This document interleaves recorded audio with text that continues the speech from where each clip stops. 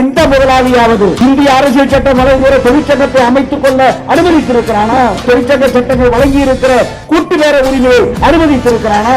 சங்கம் வைத்த சாதாரண விஷயத்திற்காக பணவீக்கத்திற்கு ஆளானவர்கள், இடமாற்றத்திற்கு ஆளானவர்கள், வருமானத்தை இழந்தவர்கள் பல நூறு பல ஆயிரம் பேர். ஆட்சியாளர்கள் வெறும் பேச்சு பேசினால் பத்தாது, சட்டத்தை அமுல்படுத்த வேண்டிய பொறுப்பில் இருக்கிற ஆட்சியாளர்கள் வேண்டுமென்றே முதலாளிக்கு ஆதரவாய் வேடிக்கை பார்க்கின்றவர்களாக இருக்கிறார்கள். ஏராளமான வேலை நிறுத்தங்கள் நடந்தன. ஹுண்டாயிலே நடந்தது, போர்டிலே நடந்தது, யமஹாவிலே நடந்தது, அப்போலோ டயர்ஸில் நடந்தது. எல்லா வேலை நிறுத்தங்களும் ஊதிய உயர்வுக்காக நடைபெறவில்லை என்பதை நீங்கள் மனதில் கொள்ளுங்கள். சங்கம் என்றால் எனக்கு உரியதை நீ தர மறுத்தால், தராமல் நீங்கள் நின்றால் அதை கேட்பதற்கான வாய்ப்பு. சங்கம் என்பது எனது அதிகாரம், சங்கம் என்பது எனது ஆயுதம். அந்த ஆயுதத்தை அனுமதிக்க முடியாது. நீ நிராயுதபாணியாக இரு, எதையும் கேட்க முடியாதவனாய் இரு, ஆமையாய் ஊமையாய் அடங்கி கிட என்பதுதான் முதலாளிகளுடைய விருப்பம். சங்கம் அமைப்பதில் எப்பாடுபட்டாக தடுக்க வேண்டும் என்று நினைக்கிறார்கள்.